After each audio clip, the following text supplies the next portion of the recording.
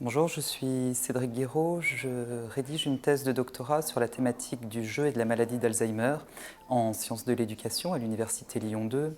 Je suis sous la direction des professeurs Marie Hanot et Pierre Crolac-Salmon et je m'intéresse en fait aux conditions de jeu comme effet thérapeutique dans la maladie d'Alzheimer. Ma thèse de doctorat cherche à montrer dans quelles conditions de jeu le jeu pourrait être pensé comme une approche thérapeutique non médicamenteuse.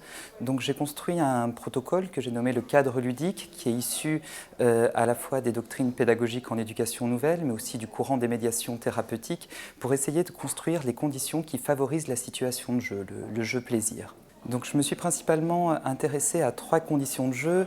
Quel objet doit-on choisir pour faire jouer un malade d'Alzheimer? Quel aménagement d'espace doit-on penser? Et quel doit être le rôle du professionnel dans la séance de jeu?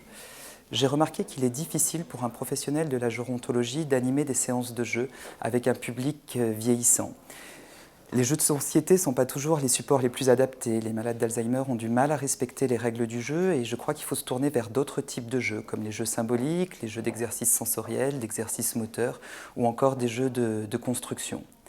L'aménagement de l'espace est pensé selon des conditions spécifiques. L'idée est de proposer plusieurs jeux pour que chaque résident puisse trouver le support avec lequel il pourra être en autonomie, seul ou en groupe restreint. C'est des invitations à jouer et les jeux vont remplacer finalement la directivité du professionnel, puisque le professionnel doit en première intention avoir une posture d'observateur et finalement sa disponibilité et son comportement est une réponse aux observations qu'il aura effectuées durant la séance de jeu.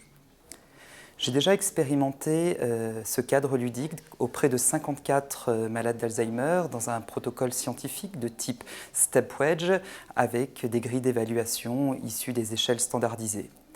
J'ai pu déjà démontrer que les séances de jeu plaisir, que jouer pour le plaisir, permettaient de diminuer les troubles du comportement des malades d'Alzheimer, d'augmenter leur qualité de vie et d'augmenter l'évolution de leur bien-être.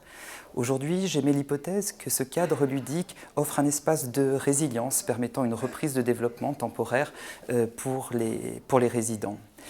Avec le soutien de la Fondation Médéric Alzheimer, je vais essayer de diminuer mon temps de travail pour pouvoir me consacrer aux travaux d'écriture qu'exige ma thèse de doctorat.